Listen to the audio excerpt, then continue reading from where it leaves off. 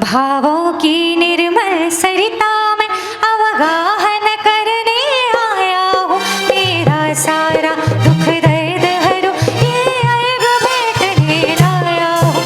ये तपोमूर्ति है आराधक, हे योगीश्वर हे महासंत, हे अरुण कामना देख सके युग युग तक आगामी वसन, युग युग तक आगामी वसन। ओम ह्रूम अष्टोत्तर सदाचार्य भगवान श्री विद्यासागर जी महामुनीन्द्राय नव आचार्य परमेष्टि गुरुवर श्री समय सागर जी महामुनीन्द्राय अनर्घ पद प्राप्त जयमाला पुनर्घ्यम निर्वपामीति स्वाहा। उत्तम करना शिव वरना है, इसी भाव से आया हूँ। दिव्य द्रव्य ना योग गजब है, गुरु में श्रद्धा लाया हूँ। विद्या सुंद को गुरु बनाया, रोम रोम गुरु है बसते। तन में होकर मन तेरे करके, निज अनुभव है जो करके। गुरु बन जीवन तन मन अर्पण, सर्व समर्पण करता हूँ। निर्यापक श्री योगी सागर जी के चरणों अर्घ चढ़ाता हूँ। निर्यापक श्री योगी सागर जी के चरणों अर्घ चढ़ाता हूँ। ओम रहा निर्यापक श्रवण पूज्य मुनि श्री योग सागर जी महामुनीन्द्राय, पूज्य मुनि श्री निरोग सागर जी मुनीन्द्राय, पूज्य मुनि श्री निर्मोह सागर जी मुनीन्द्राय, पूज्य मुनि श्री निरामय सागर जी मुनीन्द्राय, पूज्य मुनि श्री निर्भीक सागर जी मुनीन्द्राय। ढाई दीप में विराजमान त्रिनयन नव कोटि मुनि राजों के श्री पवन पुनीत द्वै चरणारविंदे जलादि संपूर्ण अर्घ्यम निर्वपामीति स्वाहा। नमोस्तु मरची, नमोस्तु मरची, नमोस्तु मरची।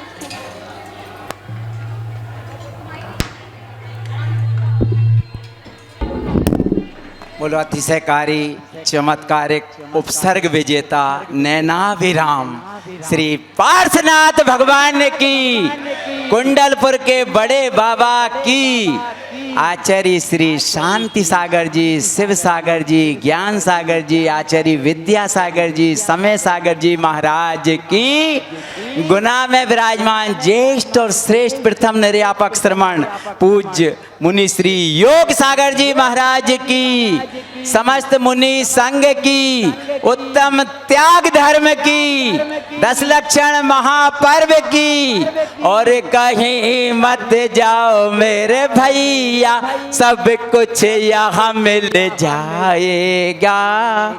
त्याग धर्म के दिन प्रभु, त्याग धर्म के दिन शास्त्र दान करने बड़े मंदिर जो आएगा।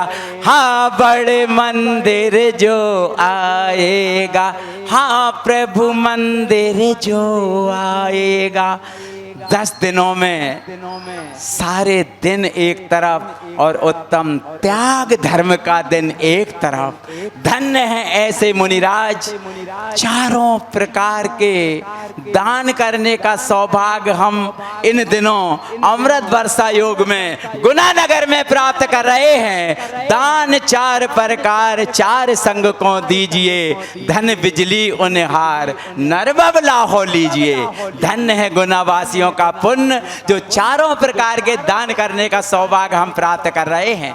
मैं सब, क्योंकि आचार्य महाराज हमेशा कहा करते थे यदि किसी को थोड़ी भी दरिद्रता हो तो महाराज श्री आचार्य महाराज प्रेरणा देते थे कि दान करो, दान करो, दान करो, और दान करने से वह दरिद्रता पलायन कर जाती थी। ऐसे गुरुदेव भले ही स्वर्गलोक में विराजमान हो, लेकिन गुनावासियों के लिए तो वे हमेशा आशीर्वाद ही प्रदान करते रहेंगे।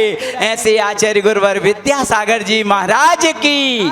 चलते हैं आचार्य महाराज के चित्र के समक्ष दीप प्रज्वलन करने के लिए आज मैं उन्हें बुला रहा हूं।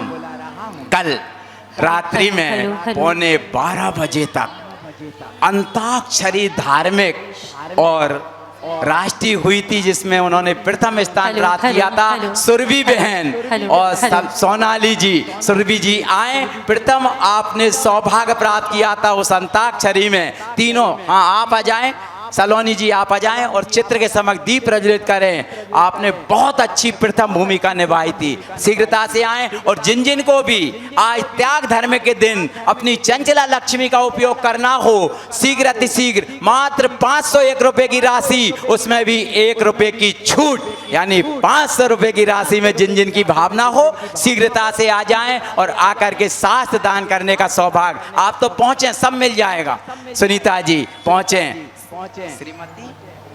श्रीमती बिमला जी, ज्योति दीदी जी की मम्मी जी कृपया शीघ्रता से पहुंचेंगी और शास्त्र दान करने का सौभाग्य प्राप्त करेंगी। पीसी जैन साहब, प्रेमचंद जी साहब जिन्होंने आज शांति धारा भी की थी, उनकी धर्मपत्नी जी आ रही हैं। श्रीमती मुन्नी बाई कालाबाग, श्रीमती मन्नूलाल जी धरनावदा परिवार, श्रीमती उषा जी कामनी टेडर्स परिवार, अतिवीर जी, जमुनालाल जी, मुनीम जी का परिवार शीघ्रता से पधारें। पधार कर शास्त्र दान। लुट रहा रे पारस का खजाना, लुट रहा रे, हाँ लुट रहा आज के दिन किया गया दान अक्षुण्ण दान हुआ करता है। शीघ्रता से पधारें और श्रीमती ज्योति जी आए और जिन जिन को भी शास्त्र दान करना हो, अनिल कुमार जी मुरानिया, हमें ज्ञान दे दे, रत्नत्रयों का हमें दान दे दे, मन से हमारे मिटा दे अंधेरे, हमको उजालों का शिव द्वार दे माँ। हे शारदे माँ, हे शारदे माँ, अज्ञानता से हमें तार देना। हे शारदे माँ, हे शारदे माँ, अज्ञानता से हमें तार देना। तू मोक्षदायी है संगीत तुझ में, हर शब्द तेरा, हर भाव तुझ में। हम हैं अकेले, हम हैं अधूरे, तेरी शरण माँ हमें तार देना। हे शारदे माँ, हे शारदे माँ, अज्ञानता से हमें तार देना। हे शारदे माँ, हे शारदे माँ, अज्ञानता से मुझे तार देना। जिन जिन ने भी शास्त्र दान किए हैं, हम चाहें तो करतल ध्वनि से उनकी अनुमोदना के माध्यम से छठवां हिस्सा प्राप्त कर सकते हैं। आज मध्यान्ह में 2:30 बजे जो तत्वार सूत्र जी की वाचना होगी, उसमें भी शास्त्र दान करने का मन बना करके आए, ताकि उस दिन उस दोपहर को भी हम शास्त्र दान करने का सौभाग्य प्राप्त कर सकें। जिन्होंने भी यह मन बनाया है, क्योंकि जब तक चतुर्मास चलेगा आपके कलश स्थापना होते रहेंगे और ये पूज्य महाराज श्री की तपस्चरण की ऊर्जा उसमें समाहित होती रहेगी। इसी पवित्र भावना को लेकर पूज्य महाराज श्री बड़े महाराज जी के आहार जहां संपन्न हुए, उनने पवित्र भावना के साथ 1,08,000 रुपए की राशि से अमृत वर्षा कलश योग स्थापित करने की भावना भाई है। इंजीनियर श्री आनंद जी जैन, श्रीमती संध्या जी जैन, 1,08,000 रुपए की भावना भाई है। यदि वे यहाँ पर हों तो श्रीफल चढ़ाने के लिए आएंगे। अभिषेक कुमार जी, अभिषेक कंगन स्टोर खोटियावत परिवार की ओर से भी 1,08,000 रुपए का एक मंगल कलश स्थापित करने का सौभाग्य प्राप्त किया है। एवं श्री बाबूलाल जी, संतोष कुमार जी, सतीश जी जैन, आदर्श अनुराग संयम जानवी जैन, समस्त झागर परिवार ने भी 1,08,000 रुपए की राशि में एक कलश, बजा दो ताली, कोई दे रहा है, अपन सौभाग्य प्राप्त कर लें। नेमी चंद जी, भरत कुमार जी जैन परवाय परिवार, दर्शता गीतांशी मनोज्ञा, इन्हें भी 11,000 रुपए की राशि समस्त परिवार द्वारा यहाँ पर देने, श्रीफल अर्पित करने का सौभाग्य प्राप्त करें। एवं 21,000 रुपए की राशि में 21,000 रुपए की राशि में एक नाम और हमारे पास आया है, जो कि आज राकेश भैया जी की बहन जो अध्यक्ष जी के सामने निवास करती हैं, उनने भी 21,000 रुपए की राशि में जोरदार ताली बजाइए। कल उन्होंने भावना भाई थी, कृपया श्रीफल चढ़ा करके आशीर्वाद प्राप्त करें। समय ज्यादा हो गया है। पूज्य निरामय सागर जी की महाराज जी के चरणों में नमोस्तु अर्पित करते हुए क्षमा के साथ, आप क्षमा की मूर्ति हैं, हमें क्षमा करेंगे। नमोस्तु नमोस्तु नमोस्तु। जय श्री ओम नमः सिद्धेभ्यः। बोले अहिंसा परमो धर्म की 24 तीर्थंकर भगवंतों की, संत श्रोमणी आचार्य गुरुवर श्री विद्यासागर जी महामुनि राज की, परम पूज्य आचार्य प्रवर श्री समय सागर जी महाराज की, परम पूज्य निर्यापक श्रमण श्री योग सागर जी महाराज की, मंचासीन समस्त मुनि राजों की, उत्तम त्याग धर्म की। पूज्य मुनि श्री निरामय सागर जी महाराज की, मुनि संघ की। एक बार फिर हम सभी यहाँ पर धर्म का मर्म समझने के लिए एकत्रित हुए हैं। धर्म सभा में एकत्रित होना ये पुण्य का कार्य माना जाता है, और इसके बाहर गृहस्थी में जो सारंभ होता है, उसमें जो एकत्रित होता है, जो संग्रह किया जाता है, उसको पाप का कारण माना गया है। आज इसी की व्याख्या इस उत्तम त्याग धर्म के माध्यम से की गई है। जो एकत्रित किया है उसको आज हमें क्या करना, छोड़ना है। आज विमोचन का दिन है। पूज्य आचार्य गुरुवर श्री विद्यासागर महाराज ने इस धर्म के मर्म को यदि समझना है तो उनने जो शब्द कहे हैं इसको आप लोग ध्यान से सुनिएगा। यदि धर्म का सेवन हम विषयों का विमोचन किए बिना करेंगे तो स्वाद नहीं आएगा, शांति और तृप्ति नहीं मिलेगी। कम से कम धर्म को अंगीकार करने से पहले विषयों के प्रति राग भाव तो गौण होना ही चाहिए। आचार्य जी ने यहाँ कहा विषयों का विमोचन करना है। विमोचन का अर्थ क्या होता है?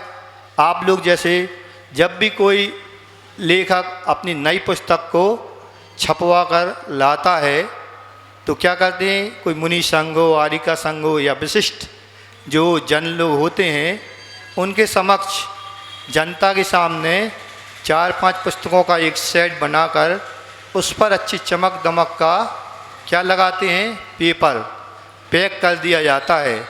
और फिर उसका कहते हैं इसका क्या करना है, अनावरण करना है, विमोचन करना है।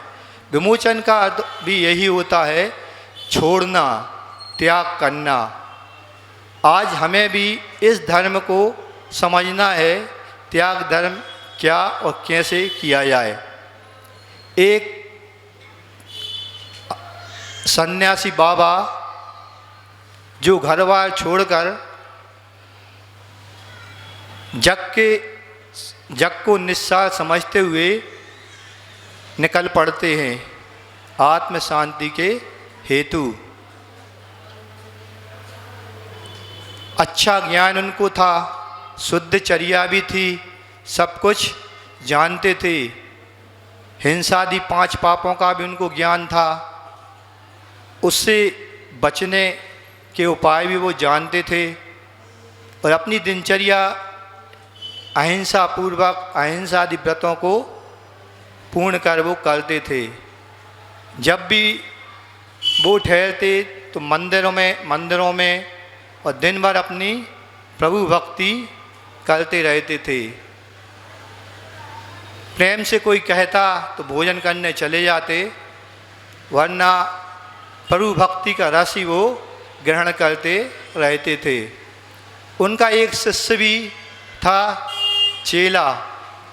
गुरु तो ज्ञानी थे, वो भी अहिंसा व्रत का पालन करते हुए 4 महीने के लिए एक स्थान पर रुक जाते थे, किसी नगर या गांव में। क्यों? गांव के बाहर जो नदी नाले रहते हैं वो बरसात में उफान पर रहते हैं, और जीवों की उत्पत्ति भी इस समय ज़्यादा होती है। जिस प्रकार हम लोग यहाँ चातुर्मास कर रहे हैं उसी प्रकार भी वो एक गांव में रुके हुए थे। बड़ी अच्छी भक्ति करते थे, श्रावक लोग भी उनसे काफ़ी प्रसन्न थे और प्रतिदिन उनका उपदेश सुना करते थे। अब 4 महीने पूर्ण होने को थे, 2-3 दिन ही उसमें शेष थे। गुरु ने, उस सन्यासी बाबा ने अपने शिष्य से कहा, अब समय यहाँ को छोड़ने का आ गया। अब ज्ञानी लोग समझते हैं कि जाना अच्छा होता है, बहता पानी निर्मला। पानी एक जगह यदि इकट्ठा हो जाए तो कई प्रकार के उस पानी में कीटाणु उत्पन्न हो जाते हैं। साधु भी एक जगह रुक जाए तो राग, द्वेष आदि प्रवृत्तियाँ हो सकती हैं। इसलिए साधु को बताया कि आप चलते रहिए। चूँकि ये मौसम ऐसा रहता है कि इसमें विहार नहीं कर सकते, इसलिए 4 महीने एक स्थान पर ठहरना होता है। अब वो जो शिष्य था उसने सोचा, बाबा जी को क्या हो गया, इतना अच्छा यहाँ जमाया है, प्रतिदिन मिष्ठान भोजन में मिल रहे हैं, प्रभु भक्ति भी हो रही है, इतना अच्छा रुकने का मिल गया है, और ये अभी से जाने की बात करने लगे।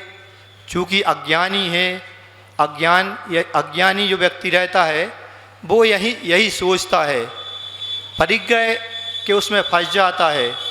आचार्य श्री इसमें बहुत अच्छा अध्यात्म देते थे। वो कहते थे कि हम साथ में लाए क्या, जो हम छोड़ने की बात करते हैं। जन्म हमारा होता है, किस प्रकार होता है, यथाजात हम जन्म लेते हैं, कुछ भी साथ में नहीं आता। लेकिन जो परिग्रह से लदे हुए रहते हैं वो कहते हैं हमारा लाल को ये चीज़ दे दो, आवरण पहना दो, आभूषण पहना दो, क्यों, हमारा लाल हुआ है। अब लाल सोचता है कि मैं बेहाल हो रहा हूँ इस परिग्रह को लेकर, इतना अच्छा मैं यथाजात उत्पन्न हुआ था, एक मुनि महाराज के समान ही मेरी स्थिति थी। धीरे धीरे वो भी इन संगतियों में, इन विकृतियों को ओढ़ना शुरू कर देता है।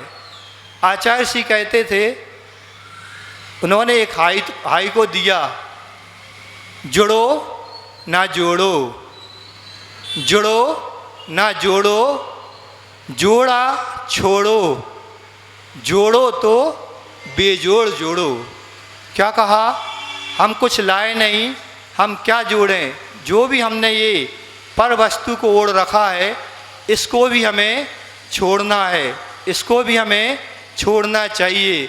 और जोड़ो बेजोड़ जोड़ो, क्या जोड़ो, उस आत्म तत्व से अपने आप को जोड़ो जो हमें एक दिन सिद्धत्व की यात्रा करवाएगा, सिद्धत्व हमें बनने में मदद करेगा।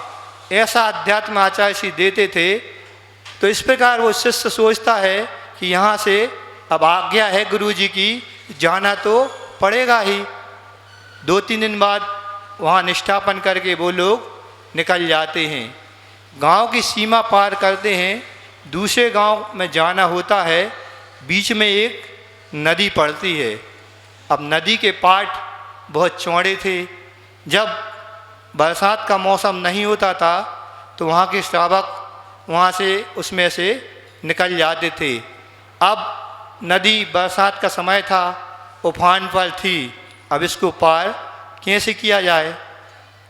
गुरु और शिष्य दोनों पहुँचते हैं उस तट पर, नदी के तट पर। तो वहाँ पर जो नाव का वहाँ पे जमावड़ा रहता है लोगों को पार कराने के लिए। एक नाविक वहाँ आता है और गुरु और शिष्य को देखता है तो पहचान जाता है कि जी हमारे गांव में अबे रुके हुए थे और इनके हमने प्रवचन उपदेश भी सुने। बड़े अच्छे शांत प्रिय गुरुजी थे। सौम्यता चेहरे से उनकी झलक रही थी। उन्होंने कहा, हे गुरु महाराज, हम आपसे कुछ भी नहीं लेंगे और ये नदी को पार करा देते हैं। आप हमारी नाव में बैठिए। गुरुजी उसकी नाव में बैठ जाते हैं। गुरुजी बैठते हैं, पीछे से वह शिष्य भी बैठने को तैयार होता है।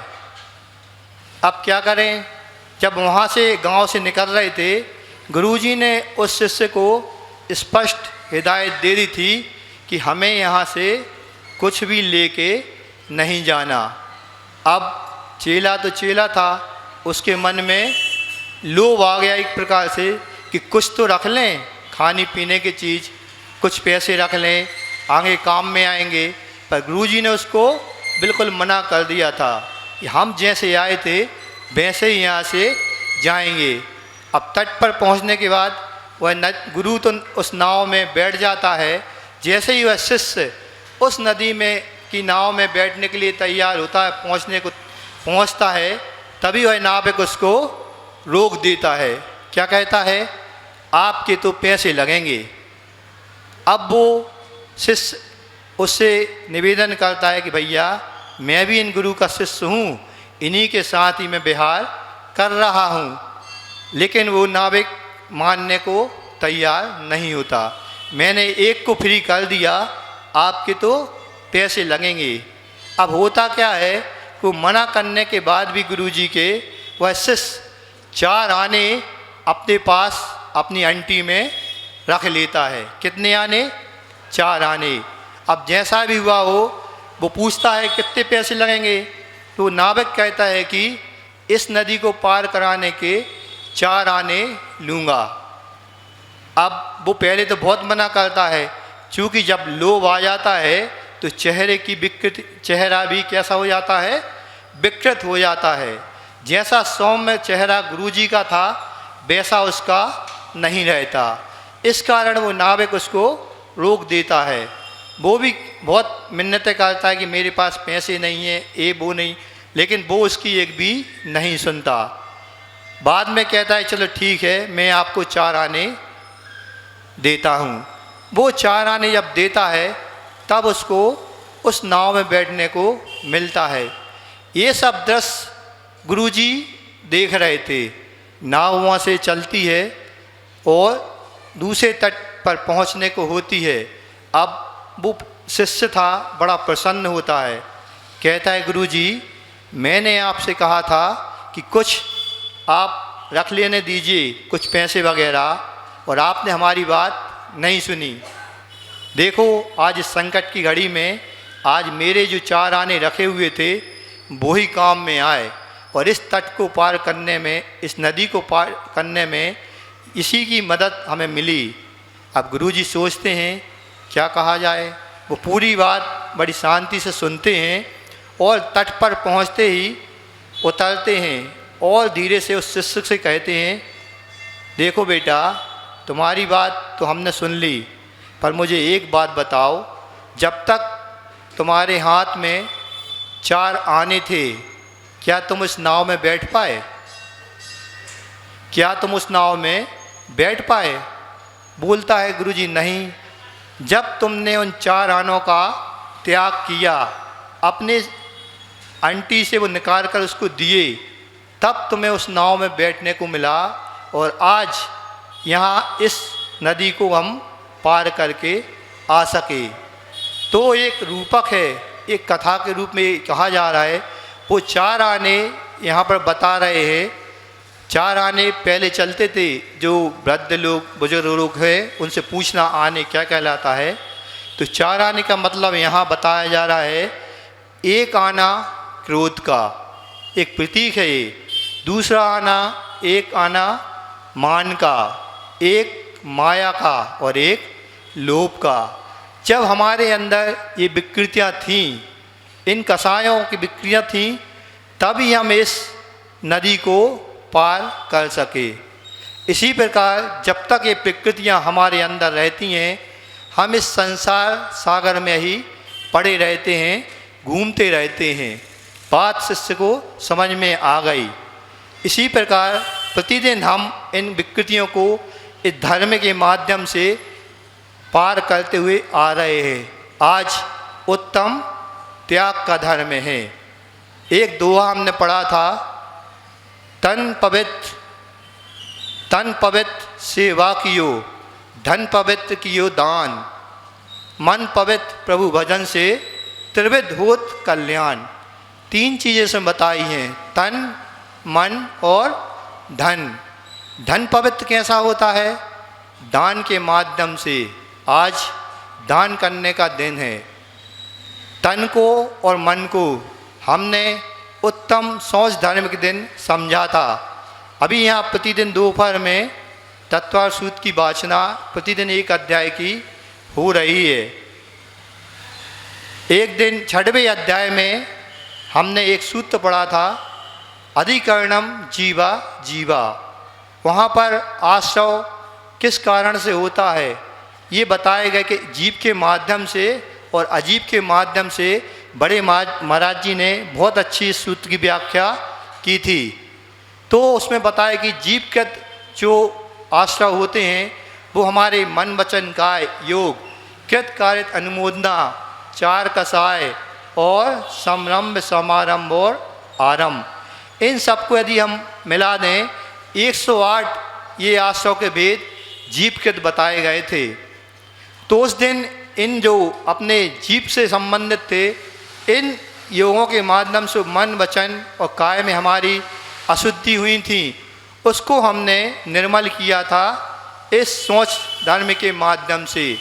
आज जो हमारी बाहरी विकृति है, सबसे बड़ी विकृति जो इस समय है वो किसकी है? धन की है। धन पवित्र कैसे होता है? दान से। अभी दान 4 प्रकार के जो आपके संचालक महोदय कह रहे थे, 4 प्रकार का दान आप दीजिए। कौन कौन से? औषध, शास्त्र और अभय आहारा। पूजन में पढ़ते ना, औषध, शास्त्र, अभय आहारा। तो ये दान 4 प्रकार के कहे गए हैं। एक प्रसंग याद आ रहा है, हम लोग नेवावर में थे, उस समय 8 महाराज जी थे, महाराज जी भी साथ में थे, और इंदौर चतुर्मास करके हम लोग लौट कर नेवावाय सिद्ध क्षेत्र में आए थे। कड़ाके की ठंड थी, जनवरी या दिसंबर का महीना था लास्ट का। उस समय एक फिल्म स्टार भारत का, आप लोगों ने नाम सुना होगा, राजपाल यादव, हास्य अभिनेता कहा जाता था। मैंने अपने समय भी उसकी मूवियाँ देखी हैं, आप लोग तो अभी भी देखते होंगे। तो वो नर्मदा घाट पर जो मंदिर हैं उनके दर्शन करने आया था। जब उसको पता लगा कि यहाँ पर आचार्य गुरुवर विराजमान है, उसको इच्छा हुई कि गुरुवर के भी हम दर्शन कर लें। उसने कमेटी वालों से संपर्क किया। कमेटी वाले भी उसको बड़े सहज भाव से आचार्य श्री के पास ले आए। तो आचार्य श्री के पास जब उसने दर्शन किए तो बड़ा प्रसन्न हुआ, गदगद हुआ। उसने अपनी पूरी जानकारी दी, अपना परिचय दिया आचार्य श्री को कि मैं राजपाल यादव और फिल्म में हास्य अभिनेता का रोल करता हूँ। आचार्य श्री उसको बात सुनकर बड़े प्रसन्न हुए और जानकारी उसने दी कि मैं ऐसा करता हूँ। इतने समय हम लोग भोजन जब शूटिंग में रहते हैं तो भोजन की कोई नियमित व्यवस्था नियमित समय पर नहीं होती, और भी उसने अपनी उपलब्धियां बताईं। आचार्य श्री ने उसने आचार्य श्री कहा, आचार्य श्री आप हमें कुछ सूत्र दीजिए। अब देखो आचार्य जी क्या सूत्र दिए। आचार्य श्री ने उससे कहा, आप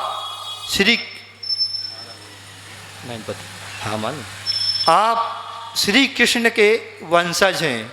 यादव था वो। क्या कहा? आप श्री कृष्ण के वंशज हैं। और श्री कृष्ण क्या करते थे आप खुद ही सोचिए। गायों का कितना देखभाल करते थे, गायों की। गायें उनको सबसे ज़्यादा प्रिय थीं। आप यदि मांस भक्षण करते हो तो यहाँ से एक सूत्र तो ये नियम लेके जाओ कि आज के बाद आपको मांसाहार का सेवन नहीं करना है। कितना अच्छा आचार्य जी ने उनको सूत्र दिया। और एक कुछ सूत्र दिए, कला 72 पुरुष की, जामे 2 सरदार, एक जीव की जीविका, एक जीव उद्धार। कई लोग हमसे पूछते थे, महाराज जी आचार्य से ये दोहा बोलते हैं लेकिन हम लोगों को अर्थ समझ में नहीं आता। तो आचार्य जी इसमें कह रहे हैं कला 72 पुरुष की 72 प्रकार की कलाएं बताई गई हैं। 64 कलाएं स्त्रियों की होती हैं, 72 कलाएं पुरुषों की होती हैं। इसमें यदि एक कला भी हमारे जीवन में आ गई तो वो हमारे आजीविका के लिए पर्याप्त होती है। उस आजीविका के माध्यम से हम अपने उस कला के माध्यम से अपनी आजीविका को चलाते हैं, पूरे परिवार का भरण पोषण करते हैं और उसी के माध्यम से हमें अपने आत्मा का उद्धार भी करना चाहिए। किस प्रकार? वो कहता है कि एक हिस्सा तो अपने जीविका में लगाइए, बाकी के कुछ हिस्सा इसमें दान के रूप में भी आप दीजिए। दान से ही हमारे आत्मा का कल्याण होने वाला है। और उसने पूछा और क्या करें? आचार्य जी ने और उसको सूत्र दिया, एक नीति वाक्य भी दिया, आधा भोजन कीजिए, आधा भोजन कीजिए, दुगना पानी पीऊ, तिगुना श्रम, चौगुनी हंसी, वर्ष 125 जीव। ये सुनकर वो इतना गदगद हुआ तो थोड़ी दूरी पर बैठा था, वो उछट के आचार्य श्री के समीप पहुंच गया, उनके पैर पकड़ के उनको कहता है, आचार्य श्री आज आपने हमें ऐसा मंत्र दिया है, सही शिक्षा जो आज हमें मिली वो आपके माध्यम से हमें मिली है। ये मंत्र हम ताज जिंदगी अपने हृदय में सजा कर रखेंगे। आप इसकी एक क्लिपिंग चलती है उस पर मोबाइल पर, आप इसको देख सकते हैं। वो स्वयं कहता है कि मैं आज शाकाहार बनकर बैठा हूँ, ये आचार्य गुरुवर श्री विद्यासागर जी की देन है।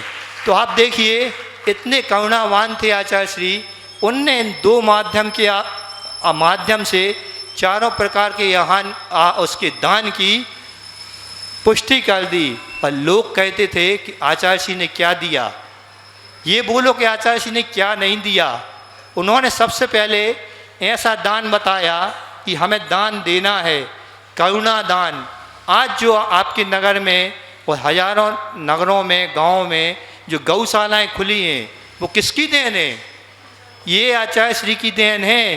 करुणा का पाठ हम लोगों के लिए पढ़ाया तो आचार्य श्री की कृपा है ये। आज के दिन जब भी हम लोग आचार्य जी के साथ ये पर्युषण पर्व मनाते थे तो त्याग का धर्म विशेष तौर पर दयोदय संघ के लिए समर्पित होता था। आज के दिन जो भी दान आता था, चाहे वो आचार्य श्री के आहार दान में हो, चाहे शांति धारा का हो, पूजन में हो, शास्त्र दान में भी हो, तो वो दान सारा का सारा दान आज गौशाला के लिए समर्पित होता था। आपके यहाँ भी यहाँ पर क्या गौशाला है ना, आप लोगों ने आज उसका नाम भी नहीं लिया किसी ने नाम कि हम आज गौशाला के लिए कुछ दान समर्पित कर दें।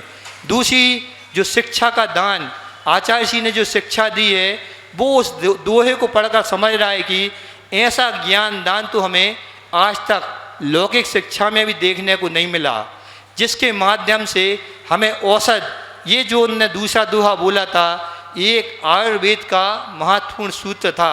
आचार्य श्री कहते हैं जो अपना पेट है जिसमें अपन भोजन करते हैं, इसको 4 भागों में बांटना चाहिए। 1-2 भाग तो आप भोजन से भरिए और 1 भाग पानी से भरिए और बाकी 1 भाग आप खाली रखिए। खाली का मतलब जो क्रियाएं वहाँ होती हैं भोजन करने के बाद, जो गैसें बनती हैं, उसके लिए भी 1 भाग खाली रहना चाहिए। ये सब आचार्य जी ने उस दिन उसको बताया। तो वो कहता है कि ये चिकित्सा भी आपके माध्यम से आज हमें सुनने को मिल गई। ये कौन सा हो गया? औषध दान हो गया। और जो शिक्षा दी वो हो गया ज्ञान दान। इस प्रकार से और करुणा दान, जो मांस भक्षण का उसको त्याग करवाया, ये करुणा दान की महिमा थी। ये तो ध्यान हुए करुणा दान। हम प्रत्येक दिन कुछ ना कुछ दान करें, ऐसी भावना यदि बना लें तो जो हम एकत्रित कर रहे हैं, किसके लिए, कैसे एकत्रित कर रहे हैं। किसी ने लिखा है कि अजब नज़ारा है इस दुनिया का, अजब नज़ारा है इस अजीब सी दुनिया का, सब कुछ बटोरने में लगे हुए हैं, खाली हाथ जाने के लिए। जाना कैसा है? खाली हाथ आए थे, खाली हाथ जाना है। सिकंदर को आपने देखा, कल्याण मुनि के संपर्क में जब वो आया तो उसने कहा, हे मुनिवर, आप तो हमारी एक ही इच्छा पूरी करना, जब मेरी अंतिम सांसें चलें तो मेरे हाथ दोनों कफन के बाहर निकाल के रख देना। क्यों? कि दुनिया देखे कि मैं खाली हाथ आया था। सिकंदर जब गया दुनिया से सभी हाली हवाली थे, पड़ी थी सामने दौलत, दोनों हाथ खाली थे। इस देखने के लिए कि मैंने जितना भी ये कुकृत्य के पूर्वक ये धन कमाया है, आज मेरे सामने वो कुछ काम में नहीं आ रहा, न औसत के रूप में, न दान के रूप में, न शिक्षा के रूप में। मैं तो चला गया खाली हाथ, आया था खाली हाथ गया। ये स्थिति हम सबके साथ भी घटने वाली है। इसके पूर्ण हो स्थिति, इसके पूर्व ही हमें ये दानों को समझकर और जितना बन सके यथाशक्ति हमें त्याग करना है, दान करना है। तो आज यहाँ पर भी अभी कोई प्रकल्प नहीं है। जो चतुर्मास हो रहा है, यदि अच्छा हो, कुछ दिन पूर्व हम लोगों ने चर्चा सुनी थी कि यहाँ पर ज्ञान दान का एक माध्यम, जो शिक्षा का माध्यम है, स्कूलों की यहाँ बहुत कमी है। कई बच्चे कहते हैं, उनके पेरेंट्स आके कहते हैं, जब भी यहाँ के स्कूलों में एडमिशन होता है तो लाइन लगाना पड़ती है। यहाँ का जो स्टाफ है स्कूलों का, वो सीधे मुँह बात भी नहीं करता। तो बड़े महाराज जी ने आपको सलाह दी थी कि यहाँ पर भी एक जैन स्कूल होना चाहिए। वो बात आई और गई सी हो गई। आज इस त्याग धर्म के दिन कम से कम हमें इस ज्ञान दान के रूप में इसको चर्चा का विषय बनाना चाहिए। सभी लोग के, सभी जगह के, सभी के बच्चे भी स्कूल पढ़ने जाते हैं। एक समुचित ज्ञान का दान यहाँ पर हो, सम्यक ज्ञान जिसमें प्राप्त होता हो, ऐसी शिक्षा की व्यवस्था हमें इस जैन समाज को, बहुत बड़ी समाज यहाँ पर है, बहुत दानी लोग हैं यहाँ पर, इसके माध्यम से यहाँ स्कूल का प्रकल्प यदि खुल जाए तो बहुत अच्छा होगा। और ये दान भी जो शिक्षा के रूप में दिया जाता है, अति उत्तम। आचार्य श्री इसको अति श्रेष्ठ मानते थे। क्यों? जब बच्चे लोग यहाँ पर सम्यक ज्ञान को प्राप्त करेंगे तो वो आगे चल के एक अच्छा नागरिक बनेंगे। उसके माध्यम से आजकल की जो शिक्षा दी जा रही है, आप देखते हैं उसमें खान पान कैसा रहता है। कोई भी नहीं कहता कि जो खान पान हो रहा है उसका त्याग करना चाहिए। यदि हमारी जैन स्कूल शिक्षा दी जाएगी, सबसे पहले हम उसमें कम से कम ये तो सिखाएंगे कि जो बाज़ार में आज भोजन के रूप में हमें परोसा क्या जा रहा है, पूरा मांस भक्षण वहाँ पर हमें फास्ट फूड के रूप में दिया जा रहा है। हम लोग जब बच्चे आते हैं, एक आध दिन उनके मम्मी पापा आते हैं तो वो बोलते हैं, ये हमारे मम्मी पापा आए हैं, महाराज जी आप आशीर्वाद दीजिए। तो हम लोग देखते हैं तो अरे हम लोग कहते हैं तुम्हारे मम्मी पापा है, आज 2 महीने चतुर्मास होने को हो रहे हैं, ये पहली बार आए हैं। तो बच्चा बड़े अच्छे से बोलता है, इनको डर लगता है आप लोगों से। तो मैं पूछा काय का डर? बोले आप लोग फास्ट फूड का त्याग कराते हैं, इसलिए हमारे मम्मी पापा ये आते नहीं हैं।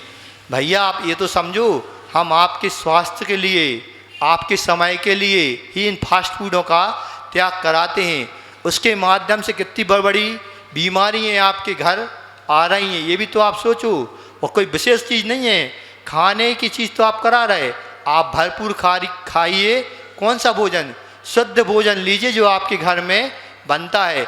बाज़ार में भी हम उन चीज़ों का त्याग करवाते हैं जिसमें हम लोग ज्ञात होता है कि ये मांसाहारी हैं।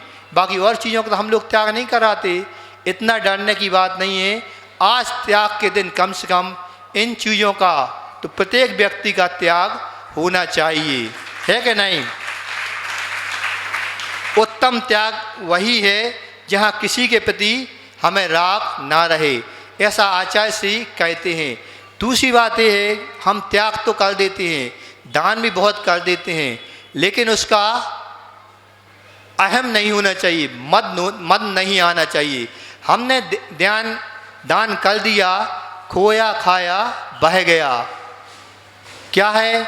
एक बार अर्जुन और श्री कृष्ण उद्यान में घूम रहे थे, बगीचे में। आपस में चर्चा चलती है। अर्जुन कहता है, हे श्री कृष्ण, मैं एक बात से बहुत परेशान हूँ। किस बात से? बोले, मैं भी दान करता हूँ, हम पांचों भाई भी दान करते हैं, और भी व्यक्ति सभी राजा दान करते हैं, लेकिन नाम दानवीर के रूप में एक कर्ण का ही लिया जाता है। ये बात मुझे समझ में नहीं आ रही। कई दिनों से मैं इससे परेशान हूँ। आप यदि जान सको इस बात का मुझे समाधान दे दें। अब श्री कृष्ण सोचते हैं, यदि मैं शब्दों से कहूँगा तो इसको समझ में आएगी नहीं। क्यों? ये मद में अभी चूर है। कह रहा है मैं दान देता हूँ तो मेरा भी नाम आना चाहिए। तो अब वो कहते हैं, ऐसा करते हैं, एक जगह चलते हैं, मैं इसको बताता हूँ कि वो क्यों दानवीर कर्ण कहा जाता है। वो थोड़ी दूर जाते हैं, खुले स्थान पर एक छोटा सा वहाँ पहाड़ रहता है। उस पहाड़ के एक हिस्से को वो अपनी रिद्धि सिद्धि का हो, जो भी हो, महापुरुष तो थे, नारायण थे, उसके माध्यम से उस छोटे से पहाड़ को स्वर्णमय बना देते हैं। और उस अर्जुन से कहते हैं, अर्जुन, 2 दिन का तुम्हारे लिए हम समय दे रहा हूँ। इस जो स्वर्णमय पहाड़ है, इस पूरे पहाड़ को तुम्हें पूरे गांव में दान देना है। अर्जुन कहते, इसमें क्या बड़ी बात है? वो अपने सैनिकों को बुलाता है और पूरे गांव में मुनादी डिंडोरी पिटवा देता है, आज अर्जुन अपने महल में स्वर्ण का दान करेंगे। पूरे गांव इसको सुनते हैं और इकट्ठा हो जाते हैं। वहाँ दान लेने वालों की लाइन लग जाती है। अब सैनिक लोग जो जितना आता है उनको वह स्वर्ण निकाल कर देने लगते हैं। अब वहाँ पर अर्जुन खड़ा खड़ा देखता है, बड़ा प्रसन्न होता है। आज देखो, और वो लेने वाले गांव के लोग भी बड़ी प्रशंसा करते हैं। किसकी? अर्जुन की। अर्जुन भी बड़ा खुश होता है कि देखो, आज मुझे ऐसा सौभाग्य मिला है, आज हमारा भी नाम कम से कम दान देने में आ जाएगा। 2 दिन तक कंटिन्यू ये क्रिया चलती है और 2 दिन तक वो हिलता भी नहीं। कौन? अर्जुन देखता रहता है कि ये दान कैसे दिया जा रहा है। पूरा वो सोना जो उत्ते पहाड़ का किया गया था, पूरा स्वर्ण व दान में चला जाता है। पूरा देकर वो आता है वापस, और श्री कृष्ण कहता है कि देखो, आपने कहा था, मैंने पूरा दान कर दिया। कुछ नहीं। श्री कृष्ण उसके बोलते, ठीक है। अब श्री कृष्ण कहते हैं, अब कर्ण के पास चलते हैं। श्री कृष्ण कर्ण के पास जाते हैं और उससे भी वही सब बातें कहते हैं कि देखो कर्ण, ये सोने का पहाड़ है, इसको तुम्हें 2 दिन में पूरा समाप्त करना है, दान देना है। वो भी कहता है ठीक है। वो भी पूरे गांव वालों को डिंडोरा पिटवा देता है। अलग अलग गांव में रहते हैं वो लोग, एक अलग अलग गांव के वो राजा कहलाते थे। उसको अलग से एक स्थान दिया था, एक नगर का राजा बनाया था दुर्योधन ने कर्ण को। तो पूरे अपने नगर में डिंडोरी पिटवा देता है कि आज किमिच्छिक दान कर्ण के द्वारा दिया जाएगा। सभी लोग आते हैं राजमहल में और वहाँ खड़े हो जाते हैं। कर्ण भी पहुँचता है और अपने सैनिकों से कहता है, आज जिसको जितना भी दान चाहिए है, किसी को मना नहीं करना, और उसको उतना ये स्वर्ण दान देना है। कहता है, ये सैनिक हैं, यहाँ कोई भी खाली हाथ नहीं जाना चाहिए। और वह इतनी बात कह के उस स्थान से निकल आता है। बस 2 दिन के बाद श्री कृष्ण उसके पास पहुँचते हैं अर्जुन को लेकर। क्यों कर्ण, तुमने स्वर्ण को दान में दे दिया? बोले हाँ, मैं तो घोषणा कराया था और सैनिकों ने दान दे दिया होगा। अब अर्जुन की बात समझ में ना आई। श्री कृष्ण पूछते हैं अर्जुन से, क्यों अर्जुन, बात तुम्हारी कुछ समझ में नहीं आई? श्री कृष्ण कहता है, अर्जुन कहता है श्री कृष्ण नहीं, कि देखो ये दानवीर क्यों कहा जाता है? ये दानवीर इसलिए कहा जाता है, इसके मन में दान के प्रति कोई भी भाव नहीं थे। मतलब दान देना है, उसकी प्रशंसा के दो शब्द मुझे मिलें, ऐसी इच्छा, इसके भाव इसके मन में नहीं थे। और तुमने क्या किया, तुम 2 दिन तक उस स्वर्ण पहाड़ के सामने खड़े रहे तो अपनी प्रशंसा के वचन सुनते रहे। यही अंतर है आप में और इस दानवीर कर्ण में। कभी भी हम दान दें तो हमें उसकी प्रशंसा नहीं सुनना चाहिए, तभी वह हमारा दान देना फलीभूत होता है। इतना ही हम समझते हैं। समय आपका हो गया है, पूज्य बड़े महाराज जी को भी हमें सुनना है। तो ये जो कहा गया, आज दान की महिमा आपके सामने रखी गई है। कुछ न कुछ दान अपने हिस्से का प्रतिदिन करना चाहिए। संग्रह व्यक्ति ये बिल्कुल भी ठीक नहीं मानी गई है। आचार्य जी ने एक इसके लिए बहुत अच्छा एक हाई को लिखा है, संग्रह कहाँ वस्तु विनिमय में मूर्छा मिटती। संग्रह कहाँ, यदि हम वस्तु का संग्रह करेंगे, उसमें पहले का जो ज़माना था उसमें अर्थ विनिमय नहीं होता था। आज के लिए सब कुछ धन पर आधारित हो गया। पहले वस्तुओं का ही आदान प्रदान होता था। हमने ये वस्तु दे दी, तुमने ये वस्तु ले ली। इस समय क्या हो रहा है, धन के माध्यम से, रुपयों के माध्यम से आदान प्रदान होता है। इस धन के माध्यम से यदि आदान प्रदान होता है, उसमें लोभ आता है, मूर्छता बढ़ती है। इसके लिए भी आचार्य ने एक हाई को लगा, सगा हो दगा अर्थ विनिमय में मूर्छा बढ़ती।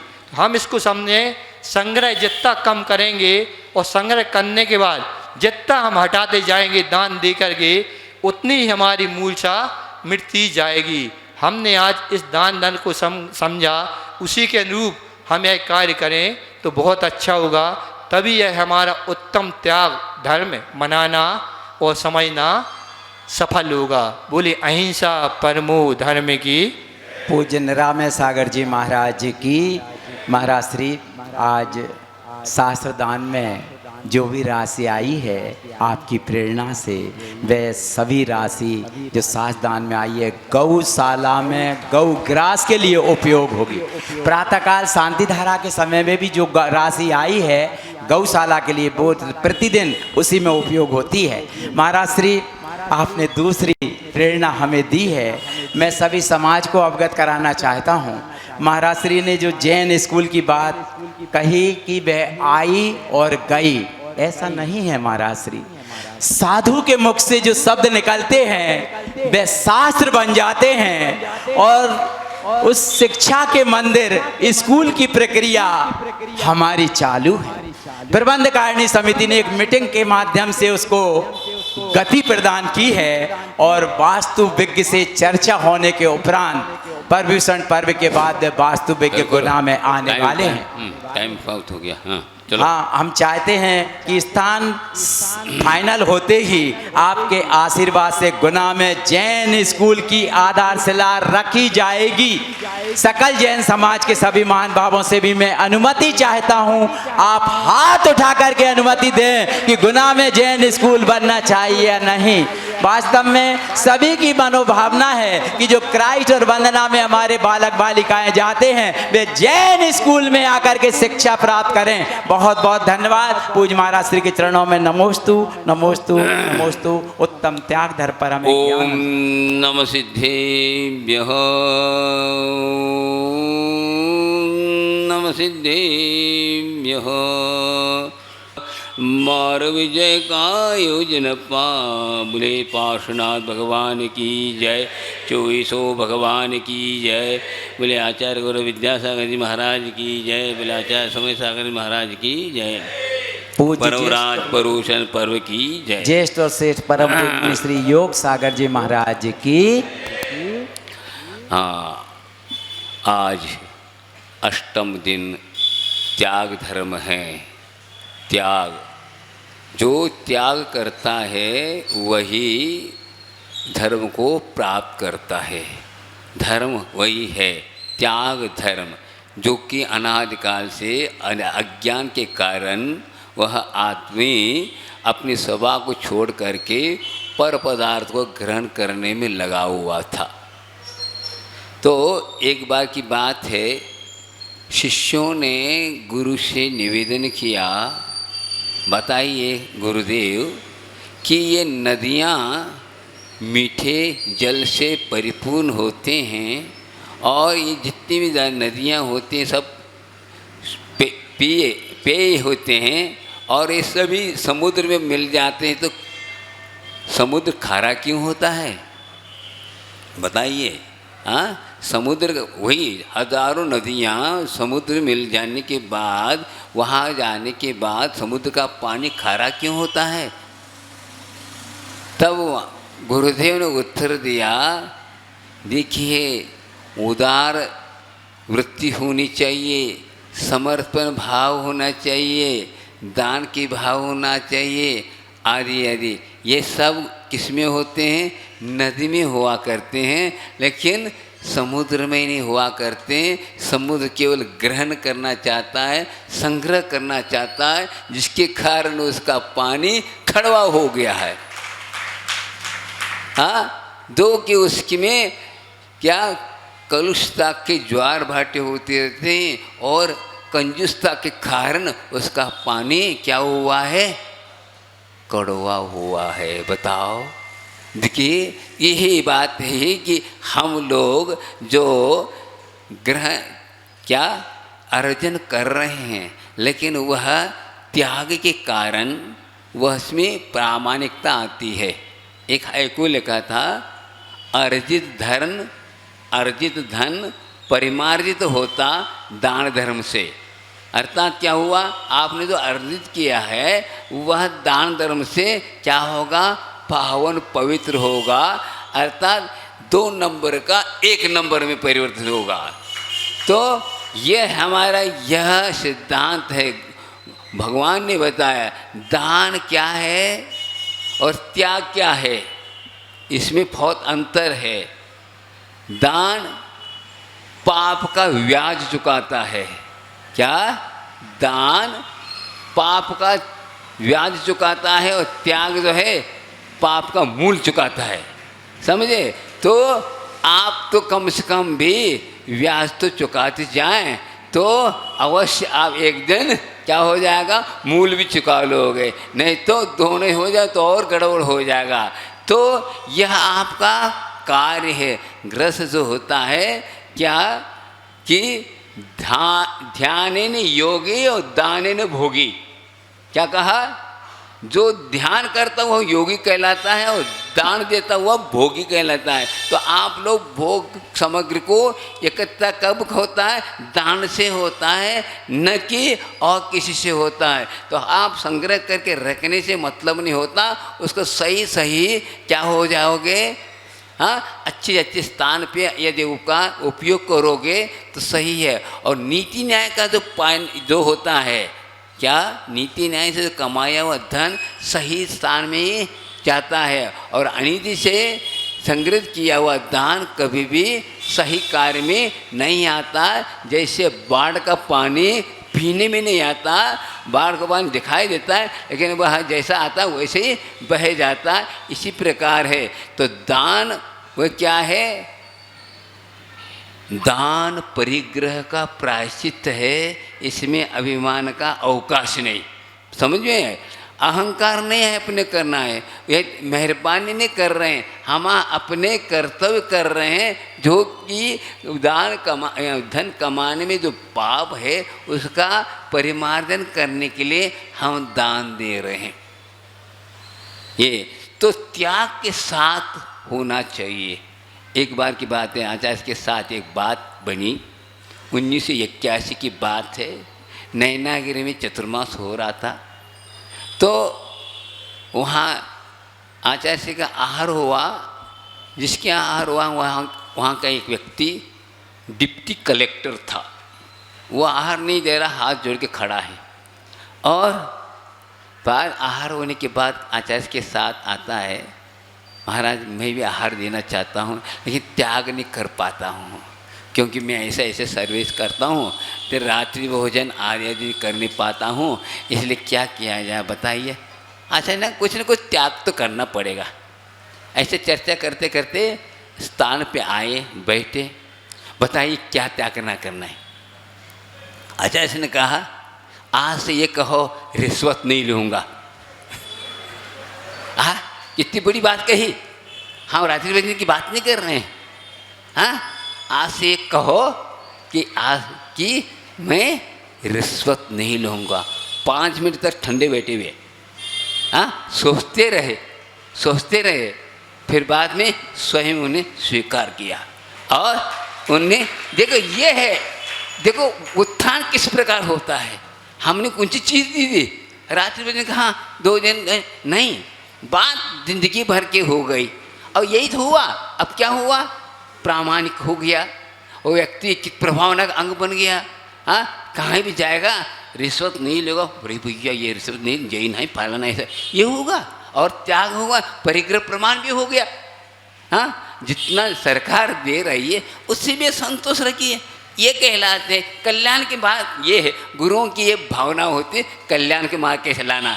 हम रात्रि में नहीं, आपको ये करना है, रात्रि में अपने ठीक है कोई बात नहीं, लेकिन ये तो करो त्याग को। हाँ, त्याग के साथ तो लेता हूँ, लेकिन ये त्याग करने में कितना लगा उनको परिश्रम हुआ। बात ये सोचना चाहिए, त्याग ही वास्तविक हम अपने जीवन को बना सकते हैं, नहीं तो नहीं। तो मैंने यहाँ पर जब आया, कुछ बच्चे आकर के हमसे कुछ बात कही कि महाराज धर्म परिवर्तन होता है स्कूल में, ऐसे चर्चाएं होती। धर्म परिवर्तन क्या चीज़ है, अब बताए क्या छोटे बच्चों को। हाँ, मैंने समझा ये गड़बड़ हो रहा है, जो कि हाँ क्रिश्चनों में जो हो रहा है, अंग्रेजी पढ़ने जाते हैं आप। हाँ, तो इसमें ये इस प्रकार संस्कार करते करते वो अपने हाथ में ले लेते हैं और इस प्रकार करते जा रहे हैं। तो क्यों हमारे पास नहीं है क्या, हम भी तो स्कूल खुल सकते हैं और हम अपने धर्म के संस्कार कर सकते हैं आज। इसीलिए तो हमारे बच्चे माता पिताओं से क्यों अलग हो रहे हैं, बात इसी के कारण हो रहा है। हम इसको बात नहीं समझते, उनको एक प्रकार समझाने के बाद तुम्हारे आपके माता पिता की बात कोई मानेगा नहीं, क्योंकि इस प्रकार वो घुट पिलाते हैं। तो इसलिए हमारा कहना है कि ये आपके बच्चे आपके हाथ में स्टैंडर्ड की बात करते हो। हाँ, लेकिन इस प्रकार चीज़ नहीं, इस प्रकार आपका संस्कार पढ़ रहे हैं पाश्चात्य देश के, और इन्हीं के प्रकार खाने पीने सब प्रकार शिक्षा इस प्रकार बदल गई। इसी के कारण आपके बच्चे आपके हाथ में नहीं, जो कि इतना बड़े आपने हाँ बच्चों को आपने पालन पोषण किया, सब कुछ किया, और आपका बच्चा आपके हाथ में नहीं। बताओ क्या कहा जाए। तो ये हो रहा। एक बार की बात है, आचार्य के साथ क्या हुआ, आचार्य ने कितने ढंग से समझाया बच्चों को। क्या 84 की बात है, मड़िया जी की बात है कि वहाँ पर मेडिकल कॉलेज है, मेडिकल कॉलेज के कुछ जैन बच्चे भी पढ़ते हैं। तो आचार्य के पास आते थे, बात करते करते चर्चा चली कि छान के पानी पीना चाहिए। तो महाराज हम छान के पानी पीते हैं, लेकिन शर्म आती है, क्योंकि हमें हाँ कई लोग चिढ़ाते हैं ये भक्त है फलाना है ऐसा वैसा, इसलिए हम कर नहीं पाते। क्या किया जाए। आचार्य ने ऐसे बात क्या बात है, आप तो मेडिकल कॉलेज पढ़ रहे हो, अब ये बताना है हम डॉक्टर को, डॉक्टर ये बताते हैं इस प्रकार खाना चाहिए, इसे पीना चाहिए, सब कुछ कह रहे, अब इसको इस करने में आपको लाज आती है, शर्म आती है। आचार्य समझाए, देखो बात ये है, समझ लो आपका मित्र है, चाय पीना चाहता है, तो आप क्या करना चाहें, चाय पीना है तो आपको स्टोव से लगाओ, मैं सामान लेके आता हूँ कहता है।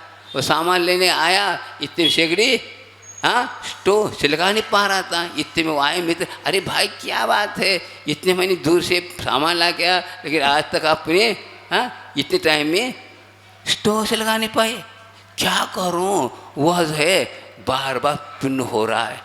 हाँ, तो आपने छान के तेल नहीं डाला, तो पकड़ में आया, अरे तेल छान के डालने में आपको शर्म नहीं आती, और चाय हाँ आपको है ना पानी छान के पानी पीने में शर्म आती है, क्या है, चुप, बात क्या है। तो ये सोचना चाहिए, बात सिंपल चीज़ है। तो इन चीज़ों को हम धर्म कहाँ समझा हमने, ये धर्म के पीछे इस प्रकार हो रहा है। हमारा धर्म क्या होना चाहिए, शाकाहार क्या हाँ शाकाहार, ये सोच नहीं रहे, कुछ भी नहीं हो रहा है। आजकल क्या हो रहे हैं मालूम है, हम दूध नहीं पिएंगे। आजकल नाम अलग नाम है उसका, जो दूध नहीं पीता उसके नाम अलग है, और किसी प्रकार के दूध नहीं लेगा, फलाना जैन होकर भी पी नहीं रहा, और उसको क्या मान रहा है, हाँ नॉन वेज मानता वो। बताओ शास्त्र में क्या क्या है, यह अब इतना अति कर दी उन्हें। इस प्रकार शिक्षा इस प्रकार हो रहा है, इसलिए आप अपने ग्रंथ, अपने बच्चों को, अपनी संस्कृति को, अपने धर्म को सुरक्षित करना है तो आप इस प्रकार स्कूल शुरू करिए। आपका बच्चा आपके रहेगा, संस्कार बने रहेंगे, धर्म परंपरा चालू हो गई। आप में से तो धर्म, आपका बच्चा तो मुनि बनेगा, आदि बनेगा। कहाँ से हमको या डायरेक्ट स्वर्ग से टपके हैं, क्या नहीं है ना। आप लोग बीच की तो हम भी हैं, तो हम लोगों के माता पिताओं ने किस प्रकार संस्कार किया, जिसके कारण आज हम आप धर्म पर लगे हैं और आत्मस्वरूप को समझकर संसार पार होने के लिए। तो आप लोग लिए इस प्रकार कर रहे हैं, तो आप अपने बच्चों को भी हाँ इस प्रकार संस्कार के। सबसे ज़्यादा आचार्य महाराज से प्रभावित गुना के बहनों ने महाराज सबसे ज़्यादा बने हैं। अब फिर इस पर हमें हाँ क्या है, गर्व आता है। तो आप लोगों को ये नहीं है क्या, इसलिए हम प्रेरित कर रहे हैं। तो आप में कह रहे पूरी पूरी प्रतिभाशाली चलाने लायक पूरी गुना की 40-45 लड़कियाँ और महाराज आदि बनी, ये सब देखो तो सही, ये परंपरा नहीं चलाना है क्या।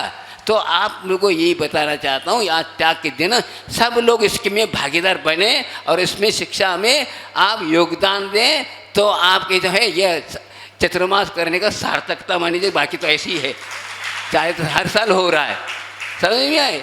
तो मैं ये कहना चाहता हूँ, त्याग के दिन आप लोग प्रतिज्ञा लिए और अपनी शक्ति के अनुसार हर व्यक्ति अपने बच्चों को कॉन्वेंट में भेज रहे हैं, उसमें जो खर्च कर रहे हैं उसे अपन यहाँ खर्च करेंगे, तो आपका जीव क्या हो जाए, आपका जीवन बनेगा। बात क्या होगी, कालांतर बड़ा होने के बाद क्या हुआ, कृष्ण बन जाएगा, मांस मछली खाने लग जाएगा, संस्कृत मिटा देगा, तो क्या होगा, इसका योगदान तुम्हारे में दे, माता पिता पर आएगा। सबसे ज़्यादा माता पिताओं का सबसे योगदान माना जाता है। यदि लड़का सही निकला तो क्या हो जाएगा, हाँ वो माता पिता धर्म का पूरा देश गौरव होता है। इसी प्रकार आचार्य महाराज ने कहाँ पैदा हुए और कहाँ आकर के उन्हें ऐसे काम किए, पूरे देश में उनका क्या धर्म के कारण हुआ। तो आप समझ रहे हैं, तो ये आप बनाइए, आप अपना योगदान दीजिए। आप कर रहे हैं तो इसका सही सही उपयोग करेंगे।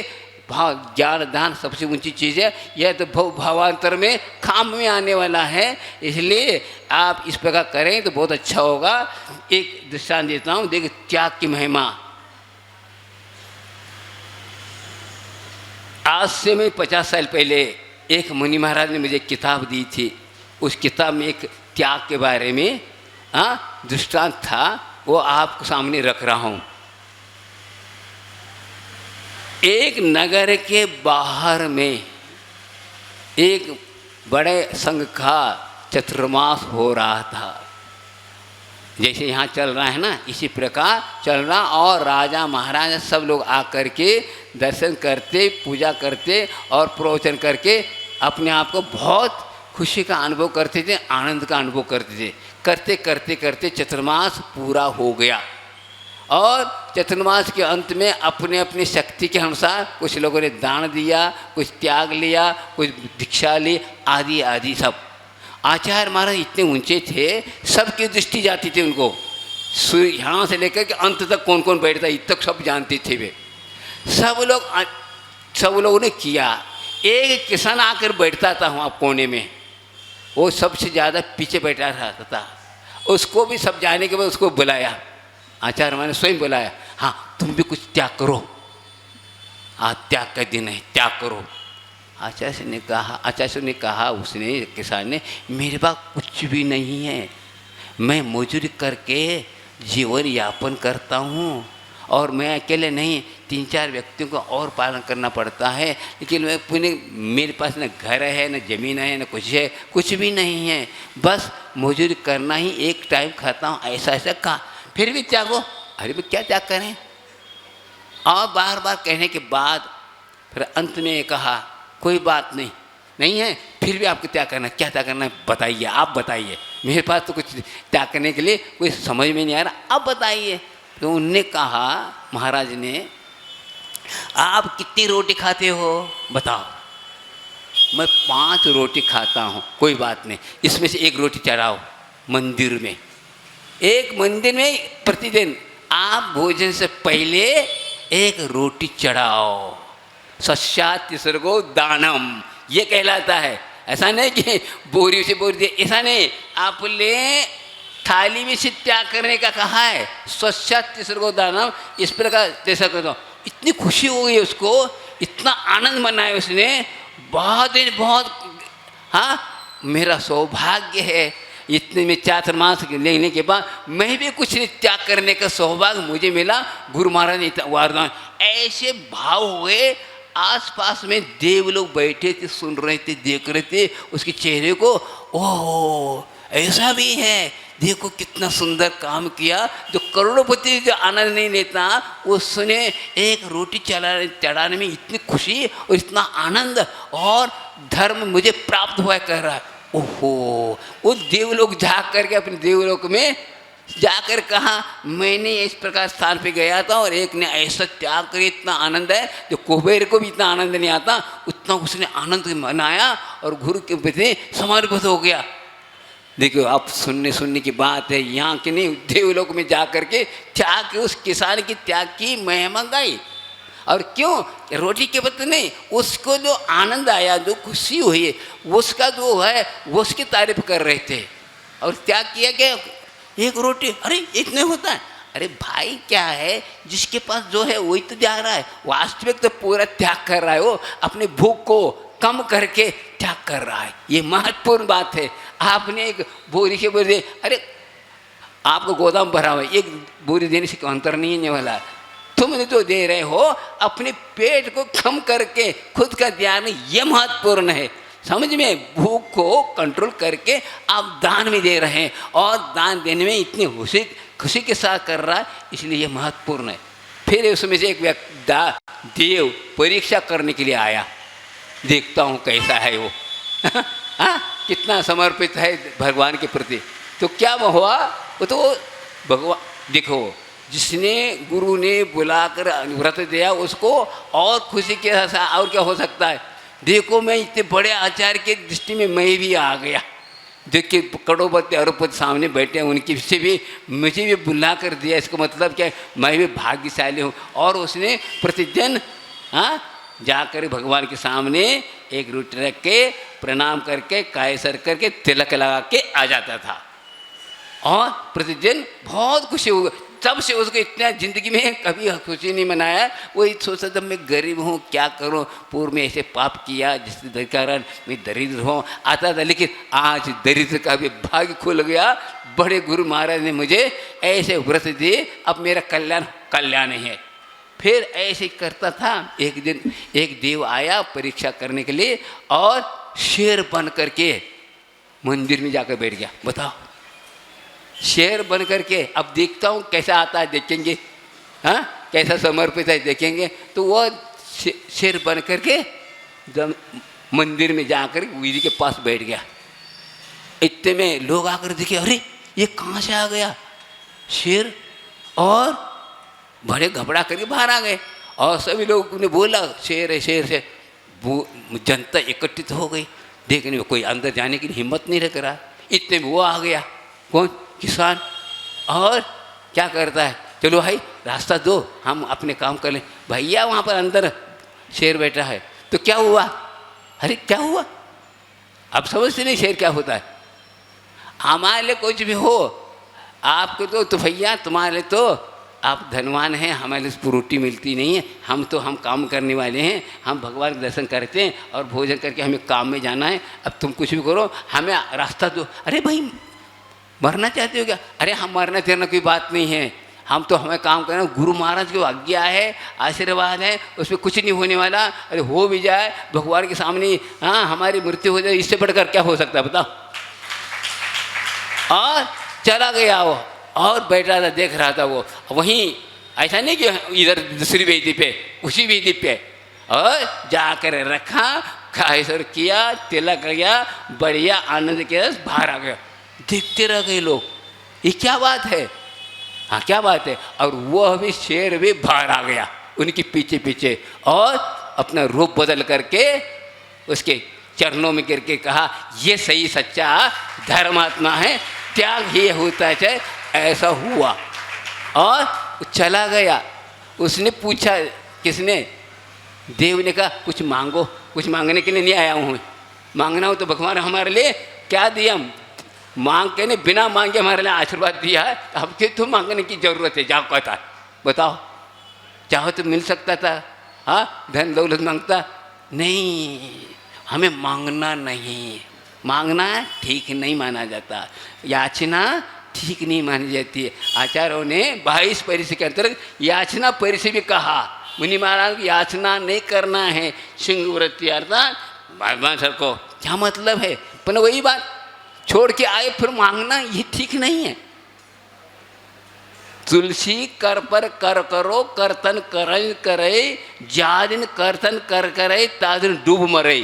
अर्थात यदि मांगोगे, हाँ, जो आपके संता, आपके जो भाग्य से, पुरुषार्थ से जो आपको प्राप्त हुआ उसमें संतोष रखो, दूसरों के हाथ में उसको छीनने की चेष्टा मत करो, ये छीनोगे तो डूब मरोगे।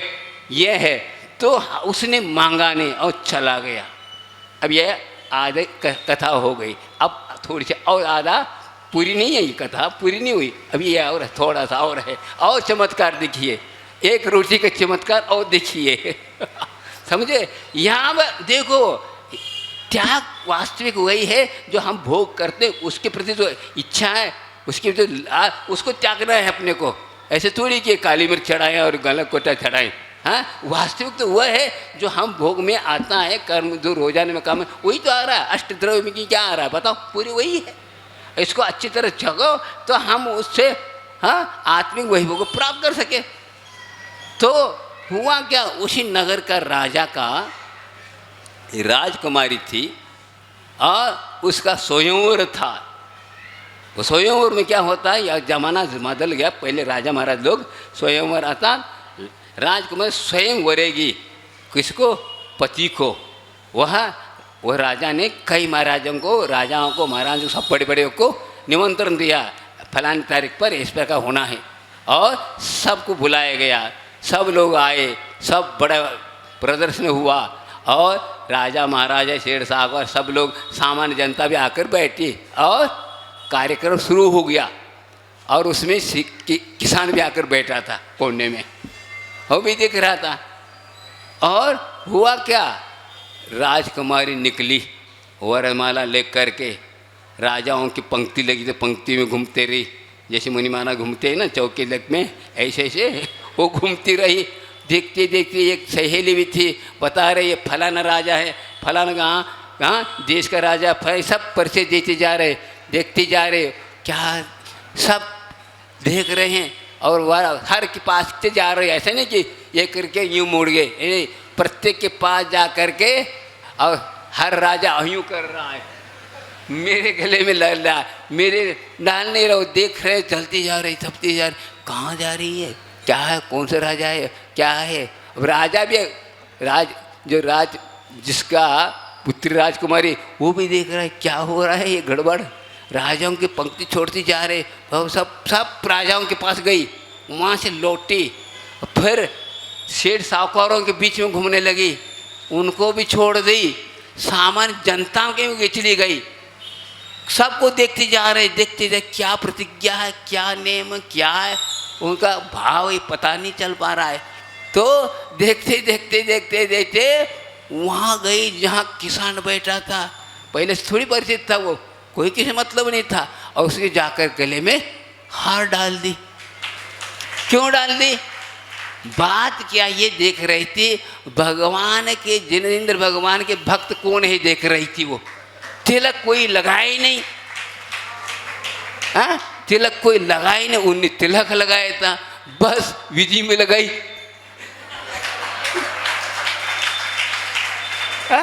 विधि में लगे, बस हमें किसान पिसान से मतलब नहीं, मैं तो जिनेंद्र भगवान के भक्त को ढूंढ रही हूँ, मैं उनके साथ रहूँगी तो मेरा धर्म भी अच्छी तरह पल सके।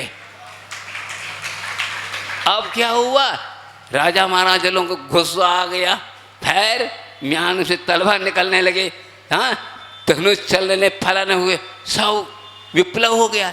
यही करना था, राजा के ऊपर चढ़ बैठे, राजकुमारी के पिताजी को, मैं क्या करूं भैया, इस वक्त हमारे लोगों का अवमान करना था, इसलिए हम लोगों ने बुलाया, फलाना है, लड़ाई के लिए चालू हो गई। फिर क्या होता है, तो उसके ऊपर भी कौन, किसान के ऊपर भी हावी हो गए। तो किसान क्या कहता, तत्काल उन्होंने देव को बुलाया, हेलो, तत्काल वहाँ भी, हाँ वहाँ से इतने जबरदस्त एक ही भाव में, देखो ये देखो एक रोटी कितना काम कर रही है, त्याग की देख लो, ये देखो बात ये है। हाँ देवों को बुलाया, सब कुछ हुआ, और क्या हुआ, आया तत्काल कौन, देव आकर खड़ा हो गया, सब खे हाँ चुप खड़े हो गए, ये क्या है भैया, यद से सुना कि किसान देव बन के किसान बन के आए, खड़ा है, क्या है समझ में नहीं आए, कहाँ है, वो तो कोने में बैठा था और जो रोजाना हम देखते थे, और यही बात है। तो उसने कहा, किसान ने, हमारे लिए ऐसे गुरुदेव ने शक्ति दी, भगवान भी हमारे चरण में आया है, मैं जाने गए यह चित्रमास का क्या है, परिपाक है, हमारे सौभाग्य है कि भगवान ऐसा दिया, और केवल मैंने चढ़ाता रहा, इसके कारण ऐसा हुआ। अब वो बोलता है, देव क्या चाहिए, आप कुछ नहीं चाहिए, कहता देव क्या कहता, कुछ नहीं चाहिए, एक सुंदर सोने का मंदिर बनाइए और एक हीरे मानी की सुंदर एक प्रतिमा रखे, उसमें मैं अपना क्या करता रहूं, जिंदगी भर क्या भक्ति स्तुति वंदना और अर्चना करता रहूं, ये हमें भावना है, बाकी कुछ नहीं। बताओ कैसा लगा आप लोगों को, हाँ कैसा लगा बताओ। आज से 50 साल पहले मैंने एक कथा पढ़ी थी और महाराज ने दी थी, आज मुझे याद आया तो एक दो बार डेट बोला, लेकिन यह कितना प्रभावित करता है, ये भावों की बात है, द्रव्य की ओर दृष्टिपात नहीं करो। बात यह है, हमारा भाव ऐसे उज्ज्वल बनाए, ऐसे त्याग के भाव को अवश्य मुक्ति मिलने में कोई देरी नहीं लगेगी। या पंचम काल और चतुर्थ काल अपने दिल में है, इसको हम निखोल दें तो दिल में हम चतुर्थ काल का अनुभव कर सकते हैं। ऐसी बात नहीं, ऐसे गुरु महाराज हम लोगों को ऐसी वरदान दे के गए हैं, ऐसी शक्ति दी गई है, इसलिए हम उसके अनुसार चलते हैं तो हमारा जीवन सार्थक है। बोले आचार्य गुरु विद्यासागर जी महाराज की। बोधि समाधि परिणाम शुद्धि स्वातुंग लब्धि शिव सौख सिद्धि चिंतामणि चिंतित वसुदाने त्वामुंद मानस ममा सदि। चलो अब हम इस भावना के साथ अर्घ्य समर्पित करेंगे कि हे सरस्वती देवी, शिक्षा के क्षेत्र में हम एक स्कूल का निर्माण जैन समाज, सकल दिगंबर जैन समाज की ओर से कर सकें। इस पवित्र भावना के साथ आज अर्घ्य समर्पित करेंगे। हे जल चंदन अक्षत पुष्प चरुचत दीप धूप अति फल लावे, पूजा को ठानत जो तुम जानत, सो नर ध्यानत सुख पावे।